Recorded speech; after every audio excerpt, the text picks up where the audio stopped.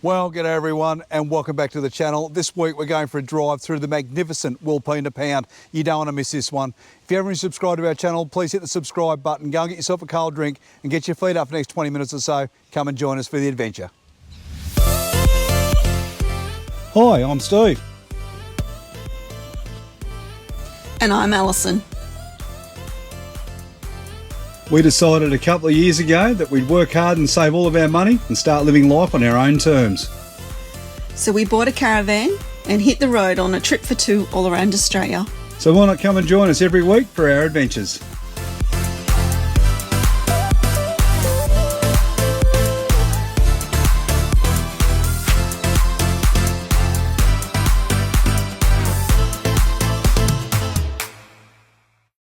Well, good morning everyone. It's another beautiful day here in the Flinders Ranges, isn't it, Al? It is beautiful. We just pulled off the side of the road, as you can see, because we wanted to show you this fantastic view that we've got going on behind us. I think it's Mount Rawnsley. I think it is, yeah. Which is just a little bit up the road from the station. But our plan for today, we're going to go for a drive up to Wilpena Pound. It's going to take, and then just go wherever the day takes us from there. There is a place here called the Great Wall of China, which I reckon is pretty good to see, don't they? It is, yes. They've made a few suggestions on the map that we were given back at our camp at Rawnsley Park. They did. The other thing that we spoke about doing between ourselves, not with you guys yet, was doing the Willow Springs four-wheel drive track. We're not going to do that this time. We'll do that at another time in the future. We did do the one out of Rawnsley yesterday, and that was absolutely magnificent. And I really couldn't see a big difference between the two. So we're not going to do a comparison run this time. We'll just come back and do it in 12, 18 months' time and see from there, because it's definitely a place we're going to return to here, isn't it? Oh, definitely. Anyway, we'll get up the road to Wilpena Pound.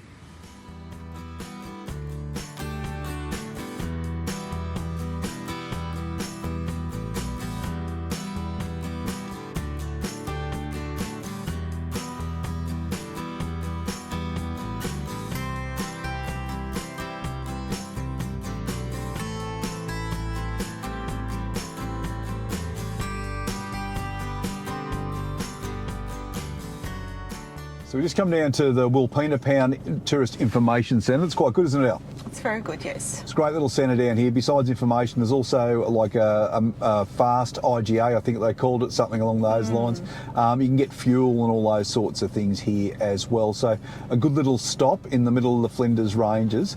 Something interesting to note though, if you're coming down here and you want to do the drive out and around Wilpena Pound, once you're in the National Park, you do need a day entry pass, don't you? Yes, so if you're going to do the walk trails or the driving trails, it's they said the first thing we were asked was, do we have an SA National Park pass? And we didn't, so we were able to scan the QR code within the centre, and they do day passes. So for non-concessional people, it's $13.50 per vehicle. If you have a concession, was $10.90 per vehicle. Yeah, so it sounds like it's going to be a good day out. We're going to go out and do the loop road around Wilpena Pound. We're going to start out at a place called Razerback Gorge, which apparently, or Razerback Lookout, which apparently is the most photographed area within the Flinders. So that should be good to go and see. And you can access all of that from here. So we've got our pass. Let's head up the hill, Al. Yes. Just before we head out to Wilpena Pound, we thought we'd stop in and check out the old Walpena Station, which was really interesting. It was first established back in 1851 by the Brown brothers, but I don't think they're the same ones that make the wine. Nevertheless, it was a working sheep and cattle station for over 135 years, but it was all closed down, and in 1985 it was taken over by the Flinders Ranges National Park. But it's really worth a stop to have a bit of a walk around and check out the old buildings when you're in the Flinders.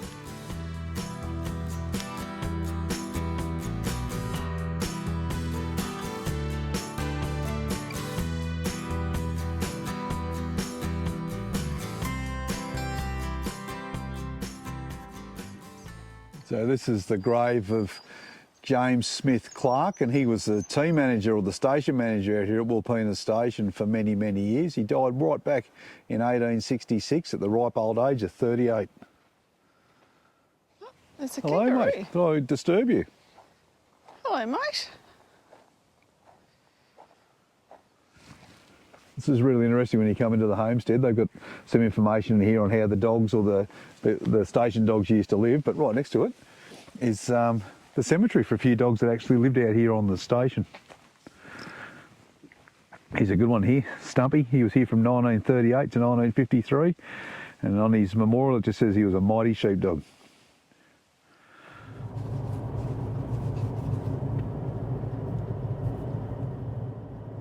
Just a short drive away from the Wilpena, or the old Wilpena homestead, on your way out to the Razerback Lookout. You'll see a little sign that brings you down to, I'm going to try and pronounce this because it's a French name, but belongs to a New Zealander.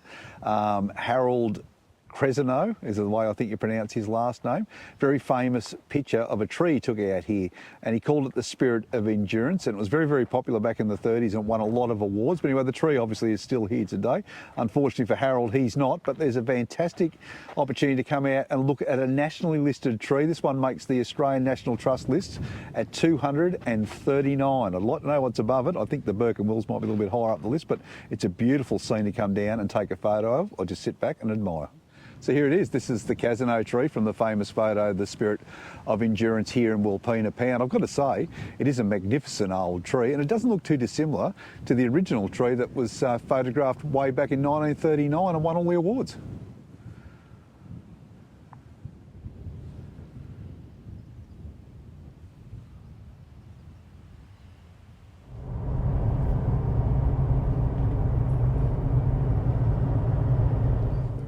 So we're on our way out to the Razerback Lookout, and they told us about that down at the information centre. They gave us a little map, which wasn't real good, was it, Al? Not the best map, no. No, it's not the best. They could definitely improve their maps to get around out here. But if you are coming out here, just follow the turns off to the Bunaru. I think it's, I'll put the name in anyway, Gorge, follow that, and I'll bring you out on a dirt track. Now, the dirt track is corrugated, but it's not the worst corrugated road we've been down. No, just drive to conditions, let your tyres down.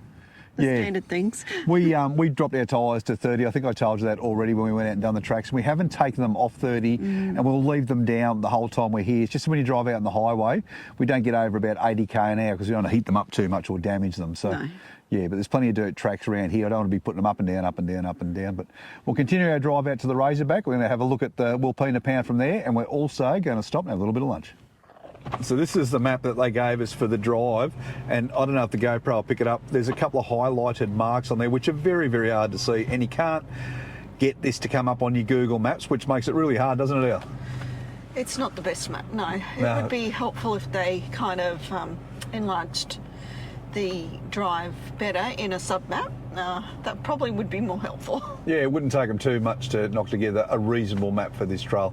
Anyway, we're going to head out towards the Bunaru Gorge because you will find the Razerback Trail on that road.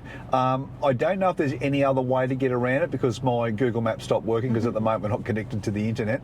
But we'll continue up this road. I think it's about 20 k's you've got to go, and we'll go and check out what's allegedly the most photographed area in the Wilpena Pound. I think they say it's in South Australia. I can't remember. South Australia, actually. Anyway, we'll check it out.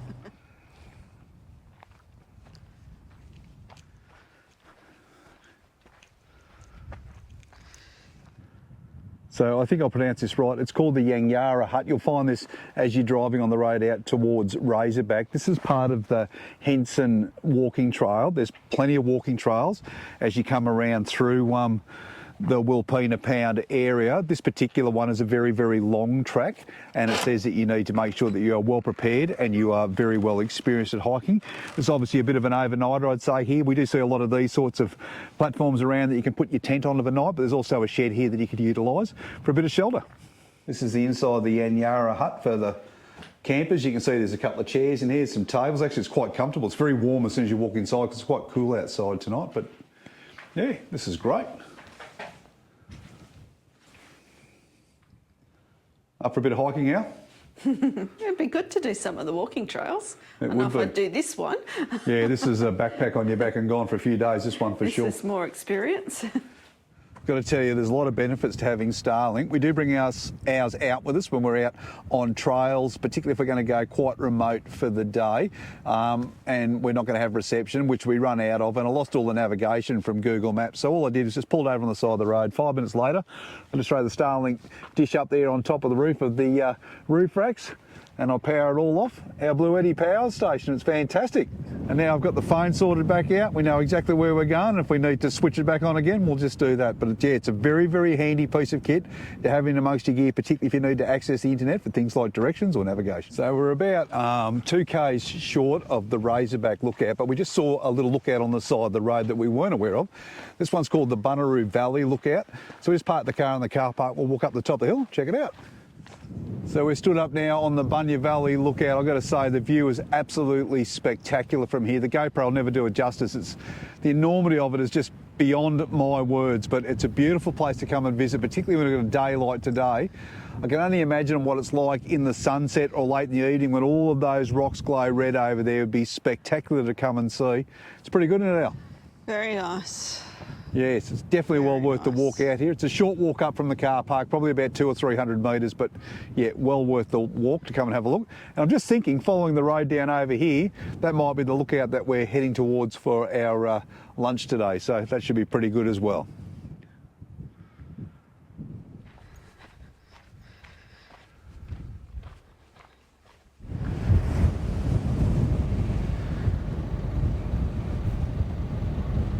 So here we are, this is the Razerback Lookout. What a spectacular view of Wilpena Pound. This is absolutely amazing. Is it the most photographed place in the Flinders, Al, or the most photographed place in South Australia? I can't find where we read it just now, but it's definitely the most iconic, apparently. That's the only bit I could find. It definitely is. I'll just quickly drop in here what it was, but it is an absolutely beautiful scene from here. But look, as usual, there's that one tree. Always the one tree. But it's a fantastic drive and just continues on. That's what we're going to continue on after we've had a little bit of lunch today, and we'll work our way down into the gorge. So we thought here on the Razerback we might be able to have a little bit of lunch, but it's not a big lookout, is it, Al? Not the biggest, no. So we're going to drive back to the one they're at before, which was, and I have to get this sounding right now, the Bunaru Valley Lookout. I think I said something completely different. We're up there on top of the hill. But yeah, we'll head up there, we'll have our lunch, and then we're going to head down and check out the gorge.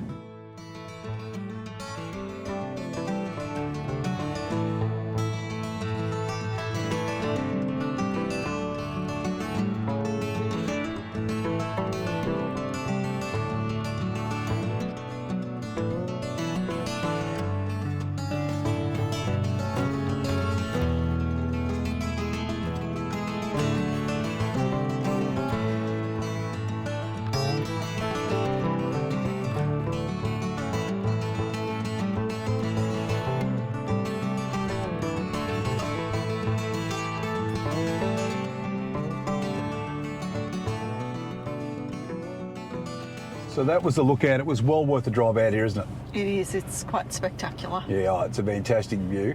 We're going to drive now down further into the valley to the Bunaru Gorge and check it out. And then we go up to another gorge, which I just cannot remember the name of at the moment.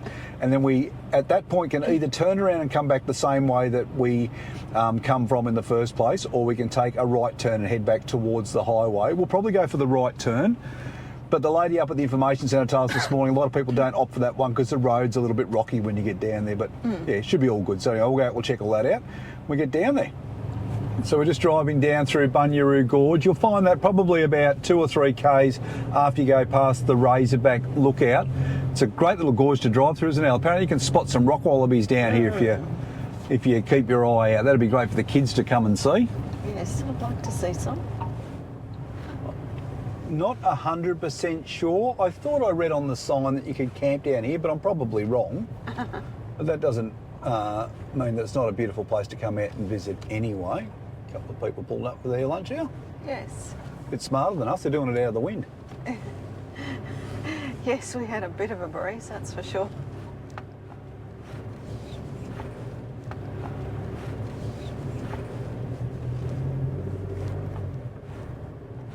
So out here in the National Park, you can come and camp. I'm not quite sure what South Australia charge for their camps. I think it's about $20 for 2 people a night out. It's somewhere around there, isn't it? I'm not sure. I have to have a look, to be honest. Yeah, this is the Acraman campground. Now, I don't know whether or not you can bring a caravan out here. You can definitely bring it down the road. It's whether or not they let you actually bring one into the campground, isn't it? Yes, they might have some rules. And it's numbered. This one is numbered, so you have to camp in your numbered section. Yeah, it's an allocated one. You've got to book it before you come down. But yeah, it's a little bit tight in the campground, but the roads coming in and out definitely lend themselves to bringing a caravan along. But we've seen a number of camper trailers this morning, haven't we? We did see camper trailers. Along the way, but it doesn't look too bad. It's got some, I can see some drop dunnies here and a little water collection point, so yeah, not too bad at all.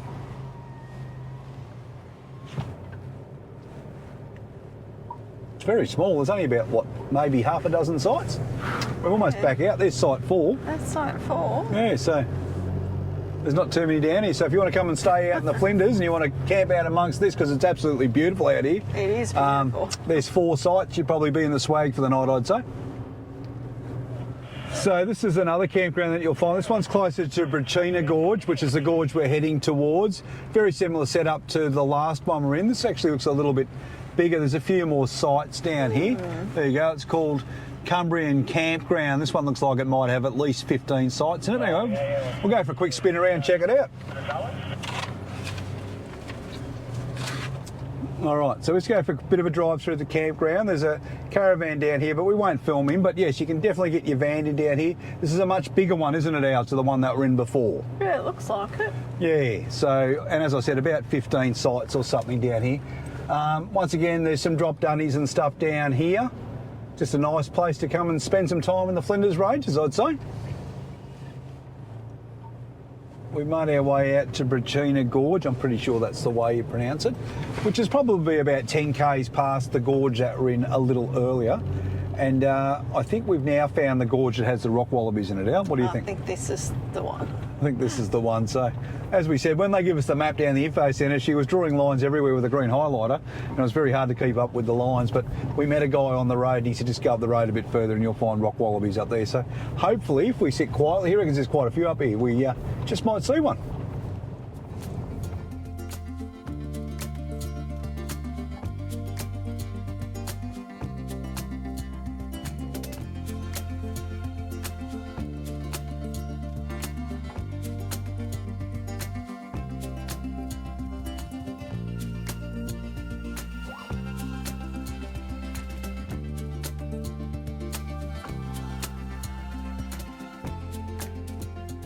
So we continued our way around through into the gorge, and we've come to a place called Scre Slope, and this is the rock wallaby viewing area. We missed it initially by about 10 k's, I think, but there's plenty of them out here to see. You just need to stand still for a little while. Eventually they move and you can see them straight away. I'll tell you what, they're cute little fellas. Check this place. I'll have to zoom in because they conceal themselves so well in amongst the rocks, but you'll just see there's like a gap between 2 rocks here just in front of me, and in the middle of the gap, there he goes, he's just moving now. There's a little wallaby in there. Must be quite the little family group down here. The fascinating thing you'll see here at the Scre Slope is this massive rock slide. That is huge. It's like the whole side of the hill just come away at some point in the past and slid down, but it's now the habitat for the rock wallabies. There is a fence here, and they ask you not to enter in behind the fence so you don't disturb their habitat, but it's a beautiful place to come and see. And as I said before, the rock wallabies are just definitely something to come and do for the day. So as you come into the bottom of the gorge, this one seems to follow more of a creek line through, doesn't it, Al? I think so. Yeah, and you can see where the water's carved through here. You can actually see the result of some of the last floods, I'd say, that flowed through here. I'm not sure when that was because it's very dry down here, but it's a beautiful place to come and see. It's, I wouldn't say unique, it's a lot like the West Max when you're down here, isn't it? Particularly around Alice Springs and those places. I can get some West Mac vibes here. Definitely, particularly now. Look, we just come around the corner now and check this out.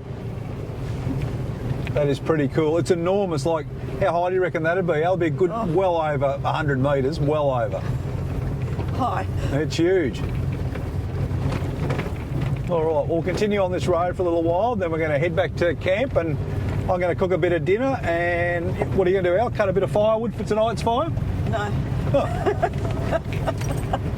I'm going to go back and cook a bit of dinner and cut a bit of firewood for tonight's fire then.